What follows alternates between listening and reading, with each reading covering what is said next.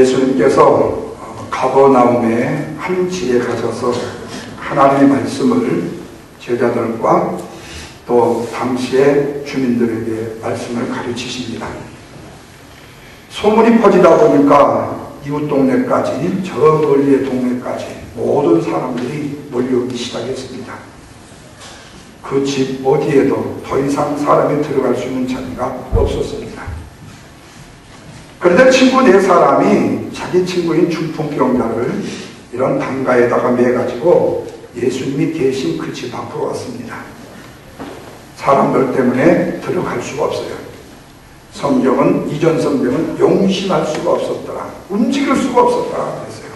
아까 서진 말한 것처럼 좀 비켜주세요, 비켜주세요. 그게 말이 통할 수 있는 것이 아니었다는 거예요. 왜? 내가 더 급하니까. 그래서 네 사람이 생각도 못해서 예수님께서 계신 곳을, 위치를 찾아가지고 그 집의 지붕을 뜯어내고 구멍을 냈습니다. 이렇게 얘기하면 스레트 지붕을 어떻게, concrete 지붕을 어떻게 하냐고 물을 수 있겠죠. 거짓말이라고. 그것은 거짓말이 아니고 이스라엘의 집을 모르니까 그 얘기를 하는 거예요. 거기는 이 야자 껍데기 같은 집으로 되어져 있는 지붕입니다. 마치 여러분들은 아프리카에 원주민들이 살고 있는 집이라고 연상하시면 쉽습니다. 구멍을 충분히 낼 수가 있어요. 그리고는 중풍병자가 누워있는 그 상을 예수님이 앞에 달아서 내려줍니다. 예수님이 그 광경을 보면서, 야, 저 내 친구의 용기, 남의 지붕을 뚫을 수 있는 용기, 친구를 위해서. 야, 그렇게 사람들이 많았으면 그냥 돌아가자라고 포기하고 갈 수 있을 만도 한데 그 친구를 어떻게든지 예수님을 만나서 낫게 해줘야 되겠다는 집요함. 예수님이 그 내 친구의 이 용기와 집요함을 보셨던 겁니다. 뿐만 아니라 그렇게 행동할 수 있는 용기와 집요함 속에 있는 예수님을 꼭 내 친구를 만나서 낫게 해야 되겠다는 믿음을 주님은 꿰뚫어 보셨던 것입니다. 여러분, 여기서 우리가 믿음이라는 것을 뭐라고 말할 수 있을까? 이 본문의 말씀에서는 단단한 지붕, 딱딱한 지붕이라도 뚫을 수 있는 것이 믿음인 것을 믿으시기 바랍니다. 내 앞에 놓여져 있는 장벽, 걸림돌을 무너뜨리고 넘어갈 수 있는 것이 믿음인 것을 믿으시기 바랍니다. 믿음이라는 것은 걸림돌을 넘어설 수 있는 용기, 걸림돌이 있어서 거기에 포기하고 낭망하는 것이 아니라 그 걸림돌을 디딤돌로 삼아서 넘어가 찾아내는 것, 이것이 바로 믿음입니다. 이 네 사람의 믿음을 보신 예수님께서 그 중풍병자에게 말씀합니다. 작은 자야, 내 죄 사함을 받았느니라 말씀합니다. 이 말을 오늘날로 풀어야 하면 이렇습니다. 너는 과거에 얽매인 삶을 살았다. 그러나 이제 너는 미래를 위해서 이 순간 노임을 받는 것이다.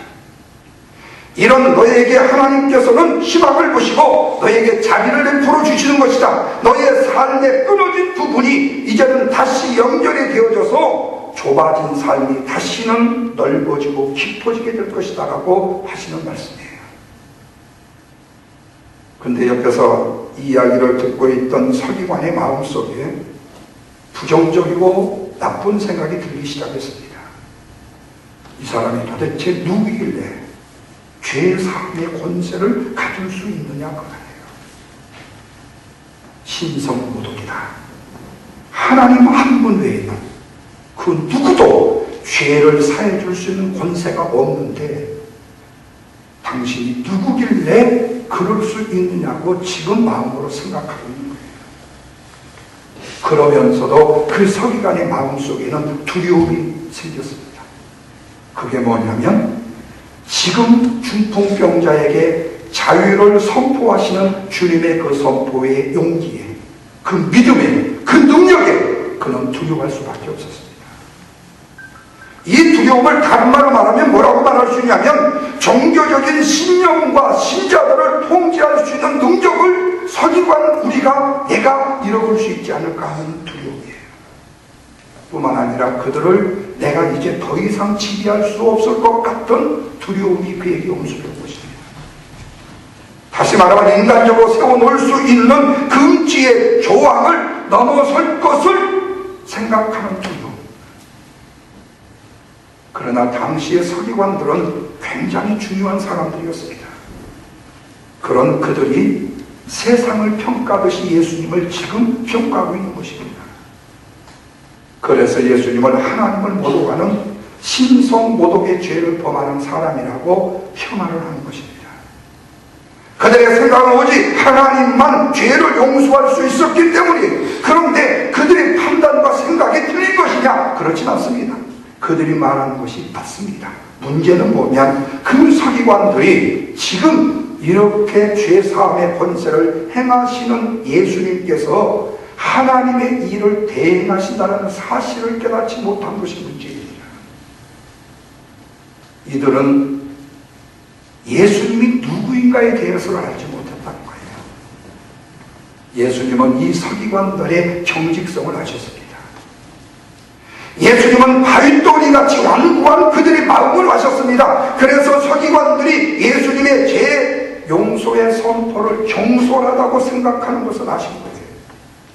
그래서 8절 하반절에 이렇게 말씀합니다. 그들이 속으로 이렇게 생각하는 줄을 예수께서 중심에 아시고 이르시되, 다 같이 읽겠습니다. 시작. 어찌하여 이것을 내 마음에 생각하느냐, 그렇게 말씀합니다. 그러면서 뭐라고 그래요? 중풍병자에게 9절이요, 죄사함을 받아들이나 하는 말과 일어나 내 상을 가지고 걸어가라 하는 말 중에 어느 것이 더 쉽겠느냐? 그러면서 뭐라고 해요? 10절이요. 그러나 인자가 땅에서 죄를 사할 수 있는 권세가 있는 줄 너희로 알게 하기 위해서 내가 죄사함의 권세를 사용했다라고 말씀을 하는 겁니다.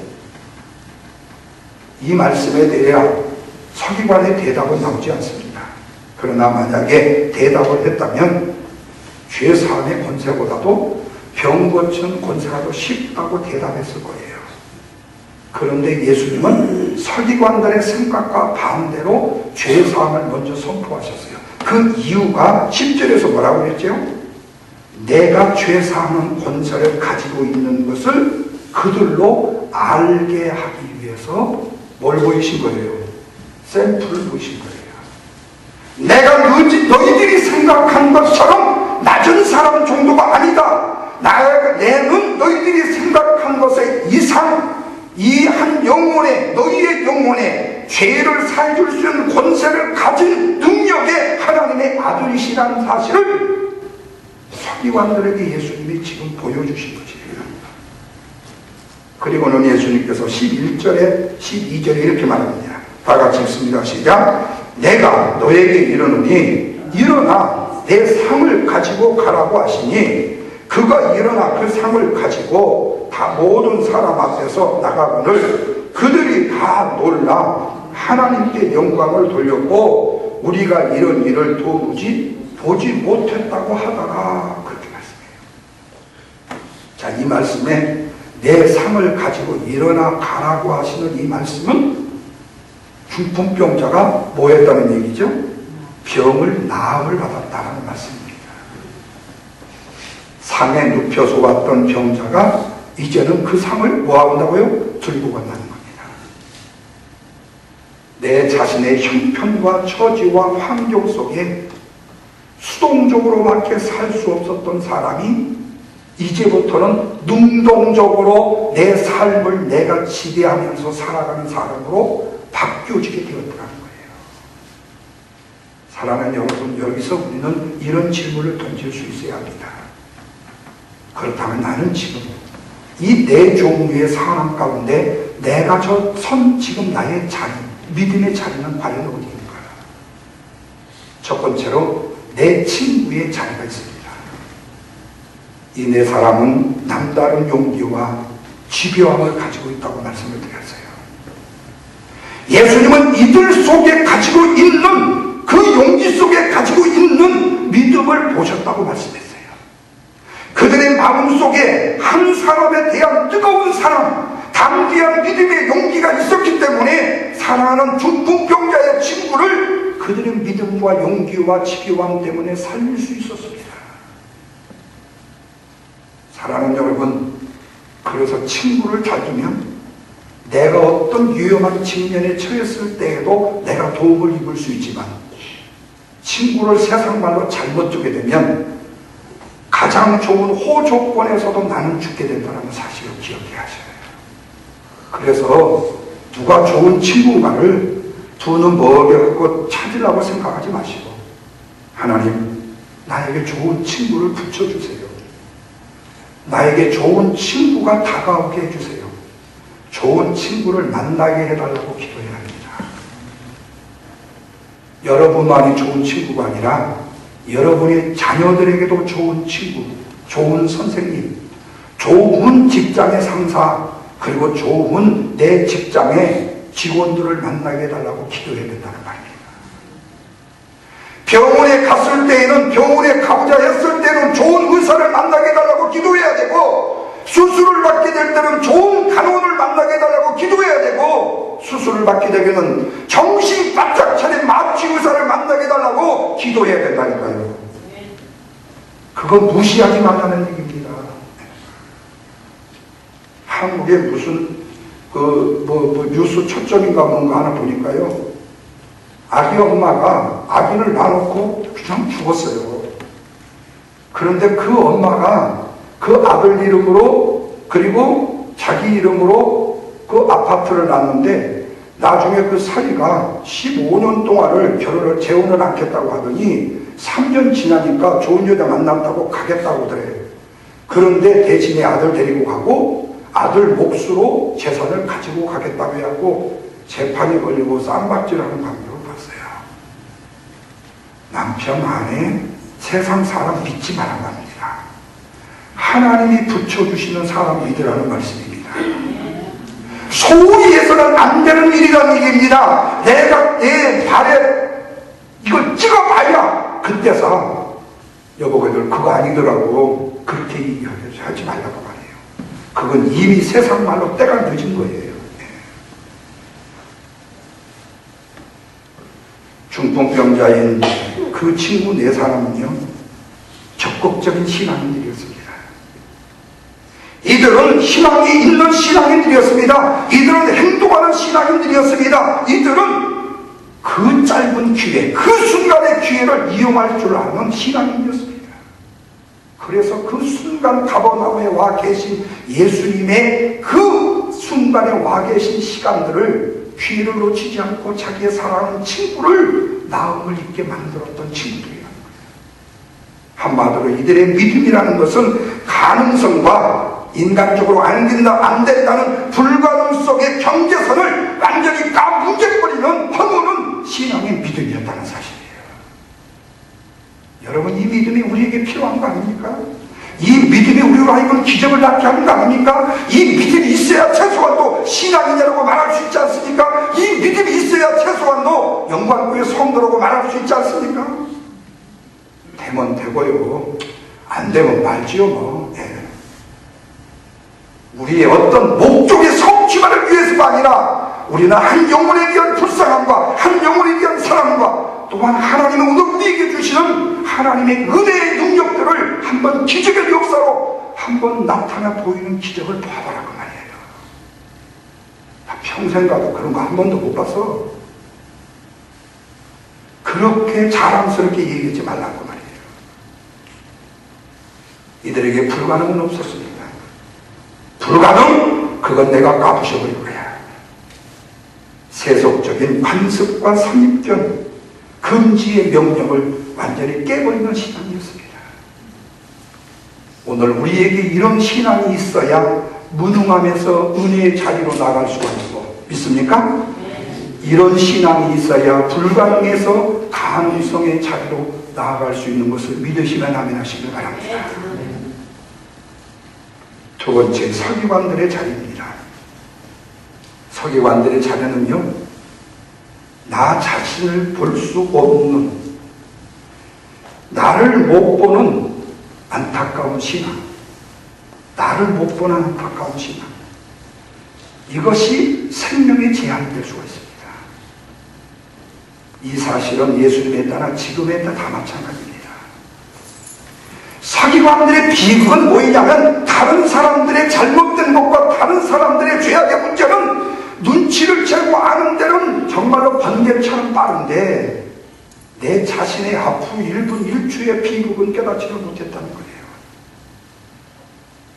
뿐만 아니라 서기관들은 하나님의 사랑보다도 인간적인 자기 일에 대한 관심이 더 많았다는 거예요. 서기관은 말 그대로 심판하고 판단하는 사람들입니다. 상대방의 잘못을 지적하면서 정지하는 사람들입니다. 그러면서 자신의 신념을 확신하는 사람이에요. 예를 들면 그거예요. 그것 봐. 내가 말했잖아. 내가 뭐라고 그랬어? 안 된다고 했지. 병자가 왜 병에 걸렸어? 그건 죄가 많아서 그런 거야. 하나님이 벌을 내리신 거야. 그렇다면 하나님 앞에 먼저 회개하고 제사를 드려야 될 거 아니야. 틀려요? 맞아요? 맞아요. 네 나자리라고 말해요. 너는 그렇게 하고 있냐고 말해요. 알기는 여시처럼 잘하라네. 뿐만 아니라 아무리 중풍병자가 그렇게 낫고 싶다고 원한다고 손치더라도 굳이 그 지붕, 나무집 지붕에 해를 끼치면서까지 지붕을 뜯어가지고 그렇게까지 와서 그 병자를 낫게 해야 될 필요가 있겠느냐 그 말이야. 네가 안 아파 보니까 그런 거야. 네가 아파봐.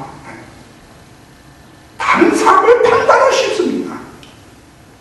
선행을 해도 때와 장소를 가려야지. 선행을 하는데 무슨 때와 장소가 필요합니까? 이것이 바로 오늘날 서기관들의 신앙 방식이라는 거예요. 그런데 중요한 것은 2000년 전 서기관들의 완고함이 오늘날 우리의 자신의 완고함이라는 거예요. 우리들의 마음속에 이 서기관이 자리 잡고 있습니다. 남에 대한 잘못과 죄 용서를 알면서도 죄를 용서하고 선포하지 못하는 거예요. 병 고치는 능력을 알면서도 용감하게 치유의 선포를 하지를 못하는 거예요. 그 이유는 병 고침을 선포해도 병이 낫기는 뭘 나요? 안 나. 그러니까 나을 수 없다고 내가 지리 짐작하고 선포하지 않는 거예요. 그래서 살아가는 내 자식이 열이 40도가 넘어 지금 죽게 생겼어도 먼저 하나님 앞에 하나님 살아가는 내 아들 내 딸의 이 연병이 지나갈 지어달라고 예수의 이름으로 기도 한 번 못하고 그저 들쳐오고 병원으로 뛰어가는 엄마 아빠가 되기 싫다는 말이에요. 먼저 한번 기도해보란 말이에요. 엄마의 믿음을 가지고 아빠의 믿음을 가지고 하나님 앞에 기도해보란 말이에요. 병원에 가서 주사 꽂기 전에 아니면 똥꼬약 집을 넣기 전에 기도해보란 말이에요. 내 기도가 내 선포가 능력이 있는지 없는지를 말이에요. 간절한 믿음을 가지고 말입니다. 왜 신앙 있는 우리에게 그 믿음의 선포가 없냐고 말이에요. 그것은 내가 선포해도 귀신 안 나갈 거고 내가 선포해도 병 안 나올 거니까. 그래서 오늘날 우리들의 신앙이 이 서기관의 신앙, 할 수 없는 일과 하면 안 되는 일에 대해서 굉장한 경계선을 딱 급줄을 그어놓고 이 경계선에 내가 완전히 딱 거미줄에 오가 이렇게 올가매가지고 놓여져 있는 신세. 그러니까 우물 안에 개구리, 철장 안에 새, 그 신세밖에 되지 않는다. 당시의 서기관들의 죄가 뭐냐? 그 자리가 뭐냐? 그것은 안 된다, 금지, 할 수 없다라는 무능력에 갇혀있는 자리다. 여러분 이 자리에서 해방되시기를 주님의 이름으로 축원합니다. 바로 이 무덤과 금지에서 좀 업그레이드 시켜보란 말이에요. 안 된다, 할 수 없다가 아니라 나는 할 수 있다, 내가 믿음으로 할 수 있다. 그런데 또 거기다가요, 내가 주일도 잘 못 지키면서요 어떻게 염치 없이 우리 애가 40도 연락한다고 거기다 기도하겠어요? 나 못해요. 염치는 또 어떻게 그 체면은 잘 알아? 그것이 문제가 아니라 내 안에 하나님을 사랑하고 내 사랑하는 내 자녀를 사랑하는 사랑의 믿음의 고백이 있느냐는 거예요. 예수 그리스도의 사랑의 영이 내 안에 있느냐는 거예요. 이것이 바로 우리 주님이 보시는 믿음의 역사 아닙니까 여러분? 내가 안 된다 금기하지 말고 나는 할 수 없다 무능력을 드러내지 말라고 말이에요. 그래서 오늘날 신앙인들 가운데서도요 지금 기적이 일어난다고 하면요 엄청 놀래요. 그런데 나중에 일어날 것입니다 하면 안심을 해요. 아멘. 예. 이것은 근본적으로 동용하고 바라는 일인데도 불구하고 커다란 두려움을 느끼게 된다는 사실이에요. 이것은 결과에 대해서 두려워하기 때문에 그렇습니다. 질병을 고쳐주고 안 고쳐주시는 것은 내 능력이 아니라 하나님의 능력이라는 사실을 믿으시면 아멘 하시기 바랍니다. 다만 중풍병자 4사람의 이 친구들처럼 예수님 앞에 수단과 방법을 가리지 않고라도 데려갈 수 있는 힘만 있으면 되는데 말입니다. 우리는 데려오기만 하면 되는 거예요. 죄사함의 권세를 누가 주시는 겁니까? 예수님이 주시는 거란 말입니다. 그러므로 병고침의 기도와 안수가 어떤 특정한 교회, 어떤 특정한 사람 안에 소유물이 되어서는 결코 안 된다는 얘기입니다. 어느 때든지 성령이 역사하면 할 수 있는 것을 믿으시기 바랍니다. 그런데 우리는 스스로 내가 자신이 이때는 되고 이때는 안 된다고 제약을 시키고 있다는 거예요. 제가 93년도인가 4년도에 미국을 왔어요. 우리 집사람이 몸이 좀 약하다고 좀 보약을 좀 먹여야 된다고 뭐 토끼똥 같은 것을 아는 사모님이 한 주먹씩 아침마다 주더라고요. 여행 중이니까. 왜냐하면 여행 중에 누가 사람 아프면 다 혼나잖아요. 그런데 그 토끼똥 약을 그걸 먹었는데 이것이 워낙 센 약이었대. 보약 중에 워낙 센 약이었대요. 이걸 먹으니까 오히려 해가 돼가지고 그냥 주르르 그냥 나오는 거예요. 오죽했으면 너무 힘드니까 어떤 내 친구 목사님이 차라리 거기다가 뺑이를 박으라고 그럴 정도로 농담을 했어요. 그런데 한밤을 자고 일어나면 그 다음날 여행 스케줄로 가야 되는데 한 여자 때문에 못 가는 거 아니에요? 어떡하겠어요? 일어나자마자 화장실에 들어가 있어요. 급하잖아요. 화장실에 가가지고 머리에다 손놓고 내가 안수기도를 했어요. 안수기도를 했어요. 왜? 너무 급하니까. 우리 때문에 다른 사람까지 신세지면 안 되니까. 나았겠어요? 안 나았겠어요? 그러니까 이 얘기 하죠. 정말로 물러갔어요. 정말로 물러갔어요. 여러분, 하나님의 능력을 내가 된다 안 된다, 내 신앙이 이 꼴이니까 된다 안 된다 말씀하지 말란 말이에요. 이 꼴이든 저 꼴이든 하나님이 하신다면 하시는 거예요. 보세요 여러분, 세상 사람들 저런 사람이 복받고 살 사람 같습니까? 근데 복받고 살잖아요. 저렇게 싸가지 없는 인간이 일이 잘 될 틈이 있어요. 그런데 잘 되잖아요. 그것은 우리가 모르는 얘기라는 말입니다. 항상 나는 초등학교 때 그렇게 생각했어요. 쟤는 나보다 점수가 적을 거라고 생각했어요. 왜? 쟤는 나보다 좀 못난 애라고 생각하기 때문에. 근데 항상 시험지를 받을 때마다 내가 옆에 이렇게 보면 나보다 점수가 많네. 내가 꼴 보기 싫겠어요? 안 꼴 보기 싫겠어요?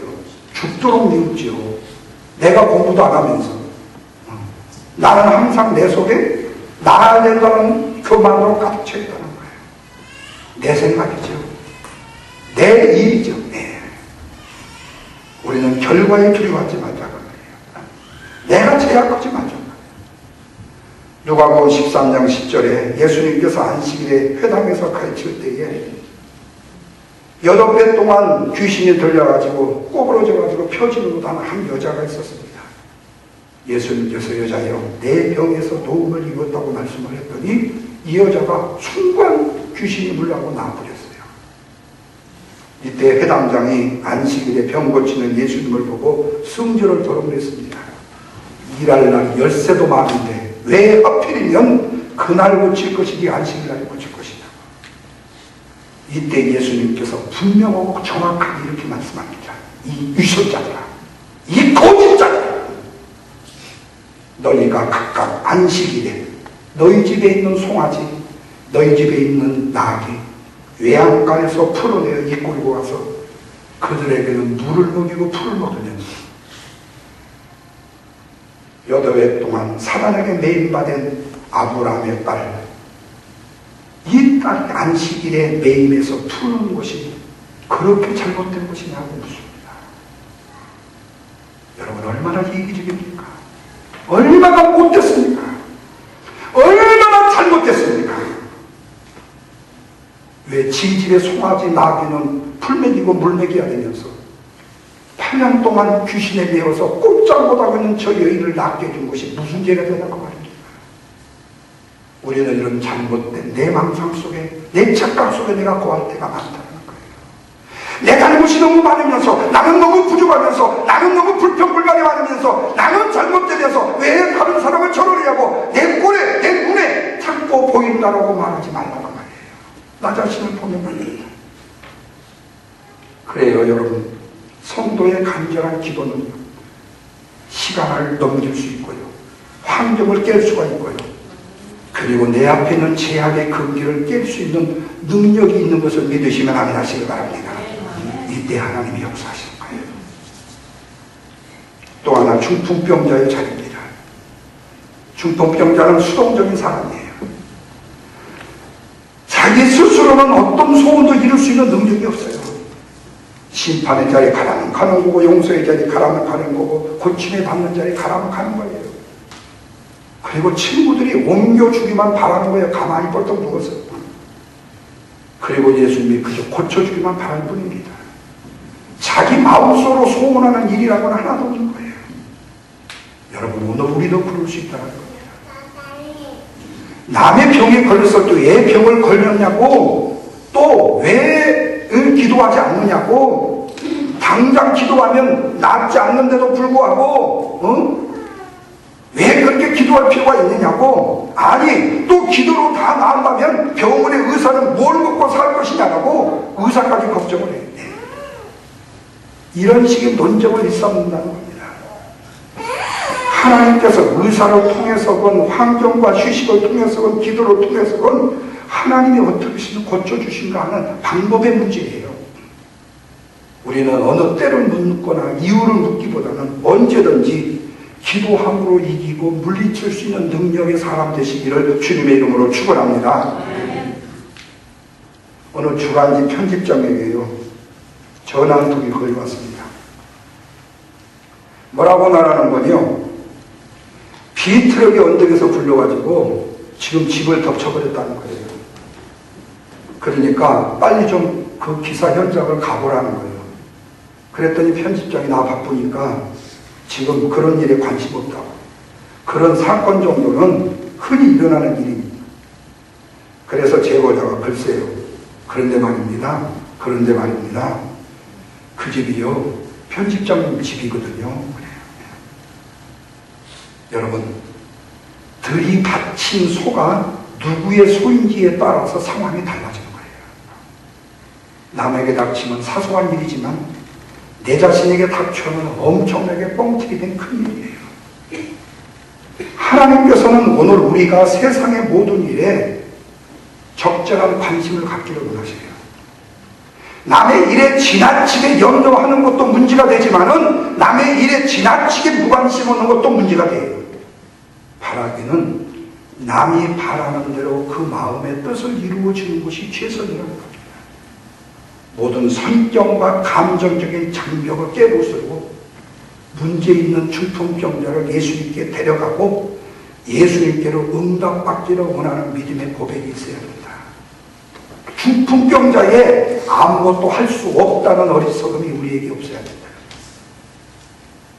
마지막으로 예수님 자리입니다. 예수님은 하나님의 나라가요, 이 세계 가운데 시작되는 좋은 소식들을 전해요. 예수님은 인간의 생각과 삶에 경직되어져 있는 이 경계선을 부숩니다. 인간과 종교 사이에 있는 얼어붙은 경계선을 깨부시기를 원하십니다. 산 위에 누워 있었던 중풍병자가 일어나니까 그가 가고자 하는 곳으로 자신의 인생을 갈 수 있도록 만들어줍니다. 여러분, 죄 용서의 구원이라는 것은 사람의 내면적인 삶과 외면적인 삶 모두를 변화시킵니다. 오늘 우리의 큰 어려움이 어디에 뿌리를 두고 있는지를 우리가 먼저 밝히는 것이 중요하다고 말이에요. 마음의 병은 훨씬 더 깊은 영혼의 병이기 때문에, 그래서 정신적인 치유는 육체적인 것까지 영향을 미친다고 시편 기자는 38편 3절 이하에서 이렇게 말해요. 주의 진노로 말미암아 내 살에 성한 곳이 없어가지고 나의 죄로 말미암아 내 뼈에 편안함이 없나이다. 내 죄악이 내 머리에 넘쳐서 무거운 짐 같으니 내가 감당할 수가 없나이다. 여러분, 구원은 구원받은 사람을 새 삶으로 인도하는 것을 믿으시면 아멘 하십시다. 새로운 삶은 새로운 의미의 발견이에요. 새로운 삶은 윤리적인 결단이에요. 새로운 삶은 새로운 삶의 목적을 새롭게 하는 거예요. 새로운 삶이라는 것은 치유받은 삶을 의미합니다. 새로운 삶 중에 한 모습이 바로 치유받은 역사예요. 그러므로 치유는 구원의 일부입니다. 치유는 구원이 실현되는 방법입니다. 그래서 예수님은 오늘 우리에게 이렇게 말씀하세요. 너는 왜 그렇게 믿음 없이 행동하느냐? 너는 왜 용서하지 않느냐고요? 너는 왜 하나님의 나라가 가까웠는데 용서하며 살지 않느냐고요?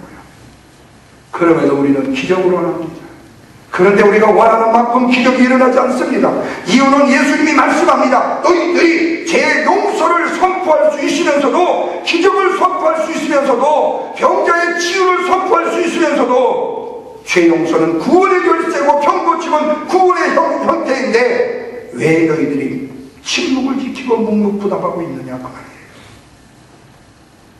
뿐만 아니라 너의 삶의 담장, 울타리 스스로 네가 만들지 마라. 너는 지금 명령이 두려워서 어느 것 하나라도 하지 못하는 일이 있어서는 안 된다. 오늘 우리의 마음속에 있는 서기관들을 뭐 해야 돼요? 이겨야 된단 말이에요. 심판하고 판단하는 서기관을 이겨야 돼요.